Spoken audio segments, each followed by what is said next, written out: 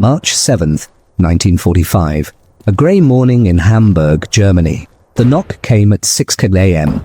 American soldiers filled the doorway, rifles ready. Liesl Hartmann, 18 years old, looked to her mother for protection and watched that mother raise a finger, point directly at her own daughter, and say in broken English, she was Wehrmacht radio operator. No hesitation, no tears, just betrayal wrapped in 4 words. They had told Liesl the Americans would torture her, starve her, break her bones for information she did not have. Instead, 6 weeks later, in a prisoner camp in frozen Minnesota, an enemy soldier handed her a cup of hot chocolate and began teaching her what a real father looked like. This was not propaganda. This was not a trick. This was one woman's impossible truth that sometimes the enemy shows you more love than your own blood ever did. This story will break your heart. Then it will put it back together. And by the end, you will understand something important. Family is not about blood. Family is about who shows up when you need them most. If these kinds of stories move you, then hit that subscribe button, tap the like button, and watch until the end, because the moment Liesl finally confronts her mother is something you will never forget. Now let's go back to the beginning. Liesl Hartmann never imagined her own mother would be the one to destroy her. She was 18 years old in the winter of 1945, thin, pale, dark circles under her eyes from too many sleepless nights. She had been working as a radio operator for the Wehrmacht, the German military in Hamburg. Not a soldier, not a fighter, just a young woman who sat at a desk, wore headphones and passed messages from one office to another.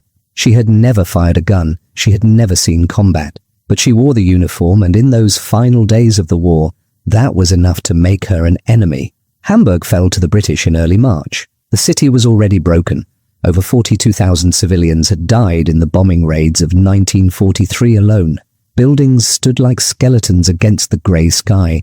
The streets smelled of smoke and whetstone, and something worse beneath it all. Death had become ordinary. When the occupation began, Liesl knew she was in danger. Wehrmacht personnel were being rounded up, interrogated, sent to camps. She needed to hide. She needed somewhere safe. She thought of her mother. The small apartment where Liesl had grown up was still standing. A miracle, really, when so much around it had been turned to rubble. Liesl made her way through the broken streets, avoiding patrols, keeping her head down. When she finally climbed the stairs and knocked on that familiar door, her heart was pounding, but she felt hope. Mothers protect their children. That is what mothers do. The door opened. Her mother stood there, thinner than Liesl remembered, older, more worn. For one brief moment, Liesl saw relief in her mother's eyes. Her daughter was alive. Her daughter had come home. Then the relief changed. It hardened into something cold, something calculating. "Come in," her mother said. "Rest. You look tired." Liesl slept on the floor that night, wrapped in a thin blanket, listening to the sounds of the occupied city outside. She dreamed of peace. She dreamed of waiting out the chaos until everything settled down. The next morning, at 6 a.m., the knock came. Liesl sat up, confused. Her mother was already at the door, already opening it. American soldiers stood in the hallway, rifles ready. An officer stepped forward, looking at a piece of paper in his hand. "Liesl Hartmann?" he asked. Before Liesl could speak, before she could run or hide or even think, her mother raised her hand. She pointed directly at her own daughter, and she said, in broken English, that she must have practiced. She was Wehrmacht, radio operator. Just like that. 4 words, no hesitation, no tears, no apology.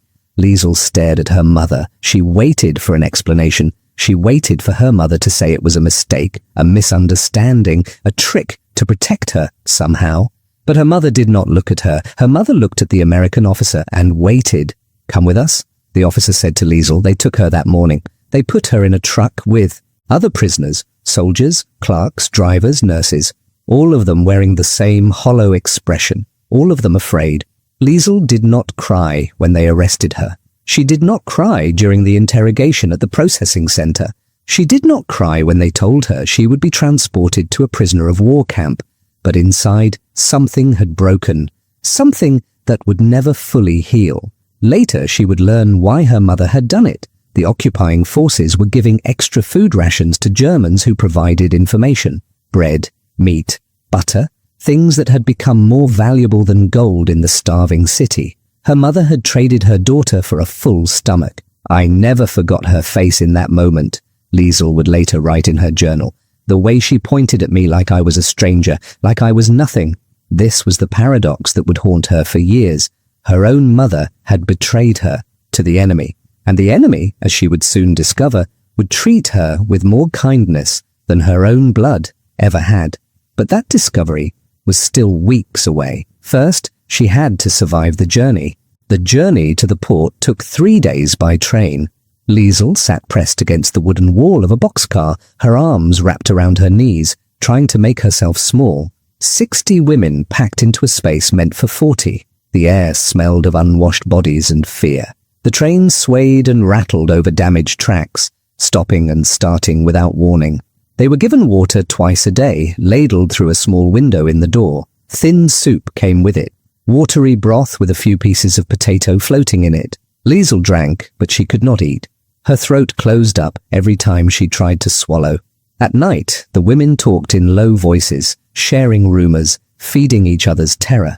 The Americans will work us to death in labor camps, one woman whispered. They will starve us, another said. Revenge for what Germany did. I heard they torture prisoners for information, someone else added, even if you have nothing to tell them. Liesl listened, but did not speak. She had nothing left to say.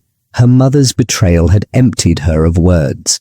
When the train finally reached the port, Liesl saw the ship that would take them across the Atlantic. It was enormous, a converted troop transport painted military grey.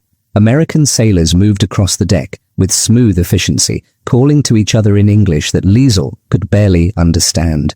The prisoners were marched aboard in lines. Each woman was given a number and a tag. Liesl became prisoner 3847, that was all she was now. A number, a problem to be transported and stored. The Atlantic crossing took 14 days.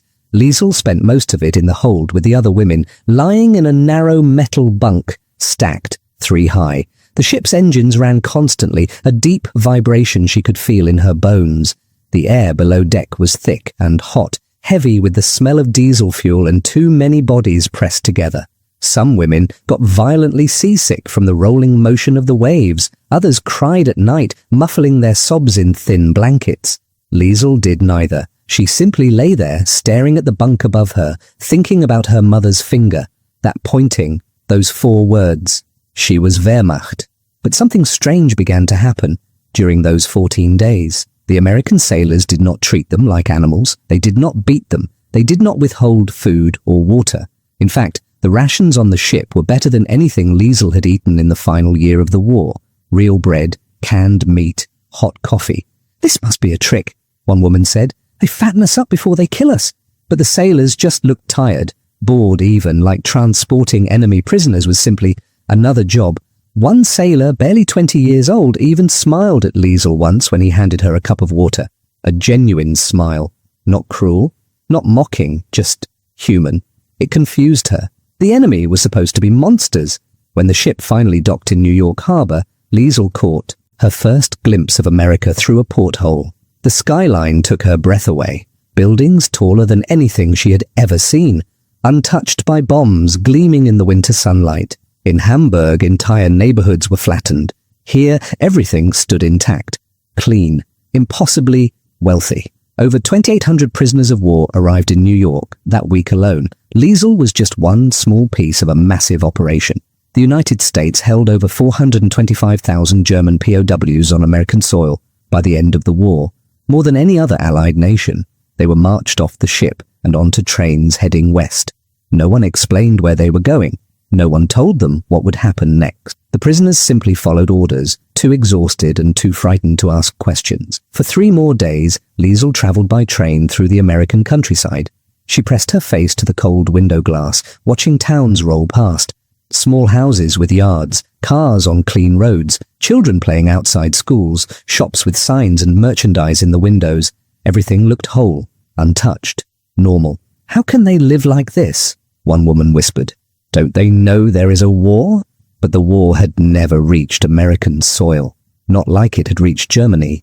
And that contrast between the ruins of Hamburg and the tidy streets of Minnesota would become the first crack in everything Liesl had been taught to believe. The train finally stopped at a small station. The sign read, St. Paul, Minnesota. It was late afternoon. Snow covered everything, more snow than Liesl had ever seen in her life. What came next would shatter everything else. Buses waited at the station. 20 women per bus, driven north through the snow. Liesl sat by a frozen window, watching the Minnesota landscape pass. Forests, frozen lakes, farmhouses with smoke rising from chimneys. Everything white and silent and strange. After an hour, the bus turned through a gate marked Camp Co., U.S. Army. This was it. This was where her new life, or her death, would begin.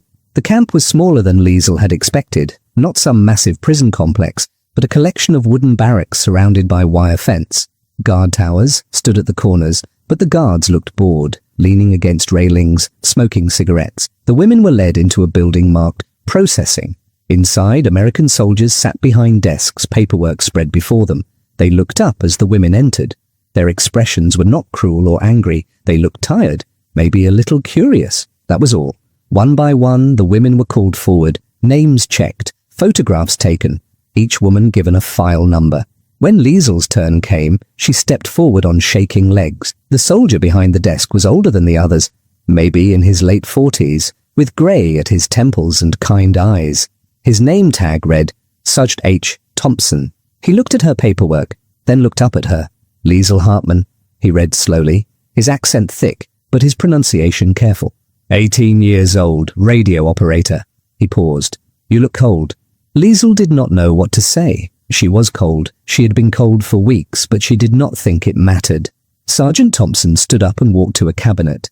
He pulled out a thick wool blanket and walked back. He held it out to her. Here, he said.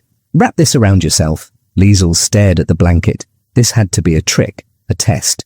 She did not move. Thompson's expression softened. It's okay, he said gently. You're safe here. Take it. Slowly, Liesl reached out and took the blanket. The wool was heavy and warm. She wrapped it around her shoulders, and for the first time in weeks the cold began to recede. Good, Thompson said. He made a note in her file. You'll be assigned to Barrack C. Dinner is at 6. Someone will show you where to go. He paused, looking at her again. You're going to be okay, Liesl. She had expected punishment. She had expected cruelty. She had not expected her name spoken with kindness. After processing, the women were directed to the shower building. Liesl's heart pounded. This was where it would happen, she thought. This was where the cruelty would start. But inside, the room was warm, heated by radiators along the walls. Clean towels hung on hooks. A female American officer stood waiting, her uniform neat, her face neutral, but not unkind. You will shower here, the officer said in clear German. Hot water, clean towels, new clothes will be provided. The women exchanged glances. Could this be real? They were handed bars of soap. Real soap, white and smooth, smelling like flowers. Not the harsh lye soap Liesl had used in Hamburg. She held it in her hand, staring at it. When was the last time she had smelled flowers? The showers had individual stalls with curtains. Liesl stepped into one and turned the handle. Hot water poured over her head. She gasped, actually hot. It ran down her back, washing away weeks of grime and sweat and fear. She stood there, eyes closed, letting the water run.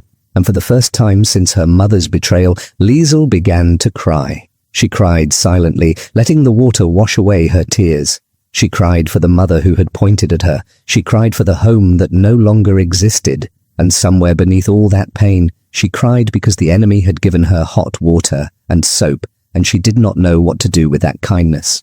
When she stepped out, clean clothes waited.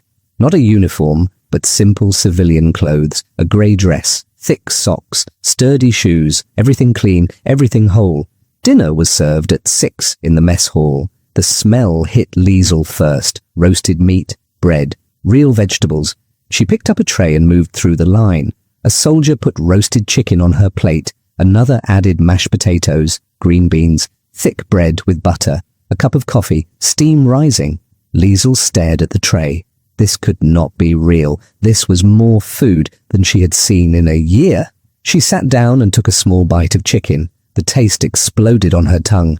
Rich, savory, perfectly seasoned. She had forgotten food could taste like this. Before she knew it, she had eaten half the plate. Across the table, an older woman cried into her hands. "My children are starving in Berlin," she whispered, "and I am eating chicken." Liesel understood. The guilt was crushing. How could the enemy feed her better than her own country ever had? This was not propaganda. This was not a trick. This was reality, and it was breaking everything she thought she knew. The first full day at Camp Co began at 7 in the morning. A bell rang. Liesel sat up in her bunk, disoriented, then remembered where she was. Around her, the other women stirred. The barracks were warm. The bed had been soft. She had slept through the night for the first time in months. Breakfast was eggs, toast, oatmeal, and coffee. Again, more food than Liesel had seen in a year. She ate slowly, her stomach still adjusting. After breakfast, work assignments were handed out. Liesel and several other women were assigned to the camp laundry. It was not hard work. Sorting clothes, operating washing machines, hanging things to dry. The laundry room was warm and steamy, filled with the smell of soap and clean cotton. A young American corporal supervised them, but mostly he sat at a desk reading magazines. He did not yell, he did not threaten, he just showed them how the machines worked and left them alone. By the end of the first week, Liesel had settled into a routine. Wake at 7, breakfast, work until lunch, more work until 4, free time, dinner at 6, evening activities, sleep. It was simple, predictable, almost boring. And yet, beneath the routine, confusion gnawed at her. She was supposed to be punished. She was supposed to be broken. Instead, she was doing laundry and eating 3 meals a day and sleeping in a real bed. Sergeant Harold Thompson was everywhere in the camp. He seemed to be in charge of prisoner welfare, and Liesel saw him often, checking on barracks, talking to guards, making sure supplies were adequate. He learned the women's names. He asked how they were adjusting. He listened when they had complaints. Some women found it strange, others found it comforting. Liesel did not know what to think. One afternoon, about 2 weeks into her time at the camp, Liesel was walking back from the laundry when she passed Thompson outside the administration building. He was smoking a cigarette, watching the snow fall. "Liesel," he said, recognizing her. "How are you settling in?" She stopped, unsure how to respond. "I am fine," she said carefully. Her English was limited but functional. "Good, that's good." He took a drag and exhaled slowly. "You look better than when you arrived. Less scared." Liesel did not know what to say. She was less scared. It was true, but that almost made it worse. Thompson seemed to sense her confusion. "It's okay to be confused," he said gently. "I know this isn't what you expected, but we're not monsters, Liesel. We're just soldiers doing a job. And part of that job is making sure you're treated humanely." "Why?" The question came out before she could stop it. Thompson looked at her thoughtfully. "Why treat you humanely?" He considered the question. "Because it's the right thing to do, because you're people, not animals." He paused. "You have family back in Germany?" Liesel hesitated. "A mother," she said finally. "In Hamburg. You miss her?" The question was like a knife. Liesel felt her throat tighten. I do not know." Thompson's eyes softened. "That's an honest answer," he said quietly. Over the following weeks, Liesel found herself stopping by Thompson's office more often, at first just to ask practical questions. But gradually, the conversations became deeper. One cold December afternoon, Thompson found Liesel sitting alone in the recreation room, staring out the window at the snow. He sat down across from her. "Christmas is coming," he said. "First one away from home, I imagine." Liesel nodded. Christmas had always been her favorite time of year, but that was before the war, before the betrayal, before everything fell apart. "We're planning a small celebration here," Thompson said. "Nothing fancy, a tree, some decorations, maybe some carols." "Why do you do this?" Liesel asked suddenly. "Why do you care about us? We are the enemy." Thompson was quiet for a long moment. "I have a daughter," he said finally. "Back home in Ohio, Dorothy. She's about your age. And I think about her every day. I think about what I would want for her if she was in your situation." He looked at Liesel, his eyes serious. "You're not the enemy to me, Liesel. You're a scared kid who got caught up in something bigger than herself. Maybe I can't fix the war. Maybe I can't send you home. But I can make sure you have a warm bed and a decent meal. That's something." Liesel felt tears prick her eyes. "My mother did not think that way," she whispered. "I know," Thompson said gently. "And I'm sorry." They sat in silence. Finally, Thompson stood up. "You know what? I'm going to get you some hot chocolate.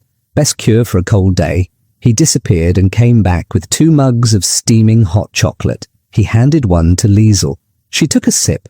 It was rich and sweet and warm, and it tasted like childhood, like Christmas mornings, like everything she had lost. A tear slipped down her cheek. "It's okay to cry," Thompson said. "God knows you've earned it." "So," Liesel cried. And somewhere in that moment, sitting in an enemy camp in Minnesota, drinking hot chocolate with an American soldier who treated her with more kindness than her own mother had, something shifted.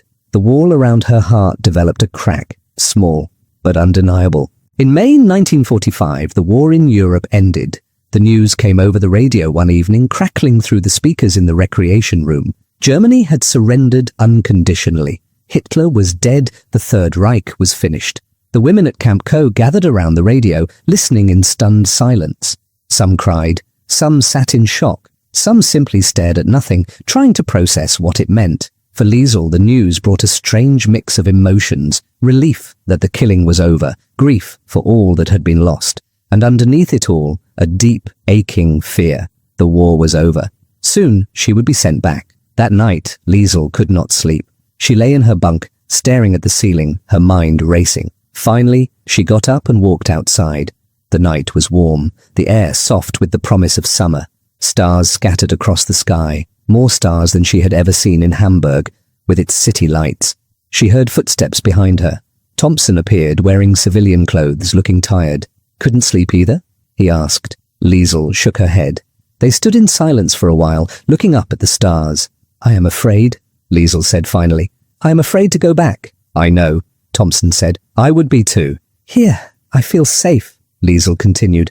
"Here, I feel like I matter. But back there—" She trailed off, unable to finish. Thompson turned to face her, placing his hands on her shoulders. "Listen to me, Liesel. You do matter. You always did. Your mother's actions don't define your worth. Nothing can take that away from you." Liesel looked up at him through tears. "You are more like a father to me than anyone has ever been." Thompson pulled her into a hug. "You're like a daughter to me," he said quietly.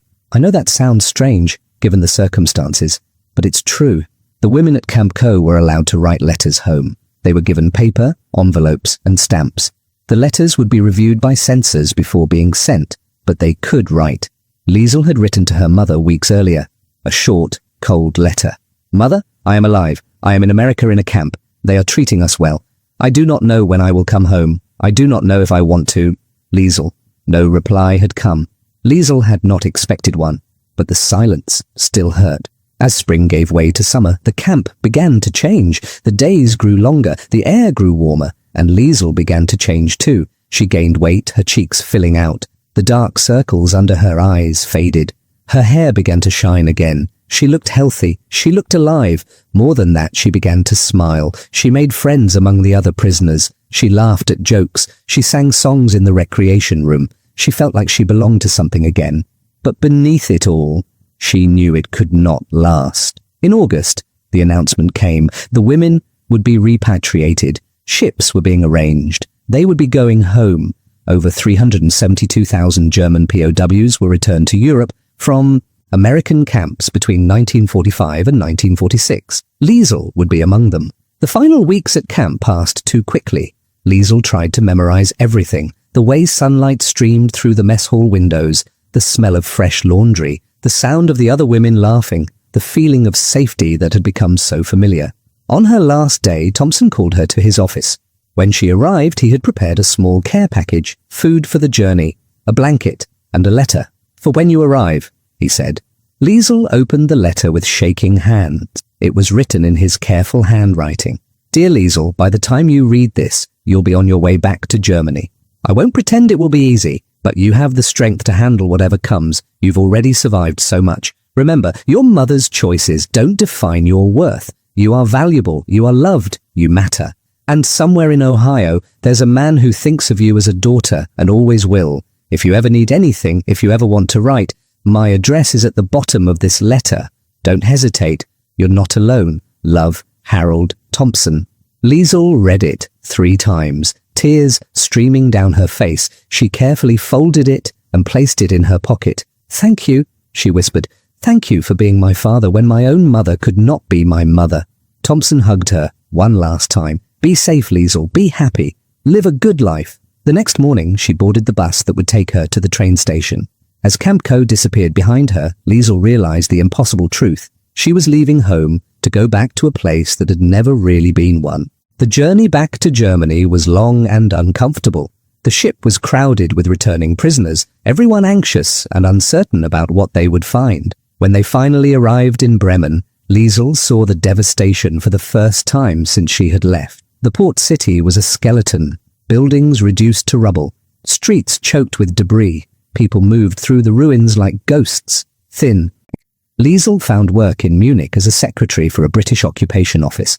The work was steady, the pay decent. It allowed her to build a new life far from her past. And she wrote to Thompson just as he had told her to. She told him about the confrontation, about her new job, about her slow efforts to rebuild. And he wrote back, long, thoughtful letters that reminded her she was valued. That encouraged her to keep going. Over the years, the letters continued. Thompson became simply Harold in her letters. He sent photographs of Dorothy's wedding. He told her when his first grandchild was born. He shared his life, and Liesl shared hers. In 1952, 7 years after the war ended, Liesl met Werner. He was kind, patient, and understood that she carried wounds that might never fully heal. They married in 1953. In 1955, they had a daughter. Liesl named her Dorothy, after Harold's daughter. When baby Dorothy was born, Liesl wrote to Harold with the news. His response came a week later. I am honored beyond words. Give that little girl a kiss from her American grandfather. As Dorothy grew, Liesl told her the story about the war, about betrayal, about an American soldier who showed her that family is not always about blood. In 1968, 23 years after the war ended, Harold Thompson finally came to visit Germany. He was older now, grey-haired and slower, but his eyes were the same, kind, steady, full of warmth. Liesl met him at the Munich train station with Werner and 13-year-old Dorothy. When she saw him step off the train, she ran to him. He caught her in a hug that felt like coming home. Hello, kiddo, he said, his voice thick with emotion. Hello, Dad, Liesl said. It was the first time she had called him that out loud, but it felt right. It felt true. Harold Thompson died in 1982 at the age of 73. Liesl flew to Ohio for the funeral. At the service, Dorothy, Harold's daughter, approached her. Dad talked about you all the time, she said. He said you were his German daughter. He said helping you was one of the best things he ever did.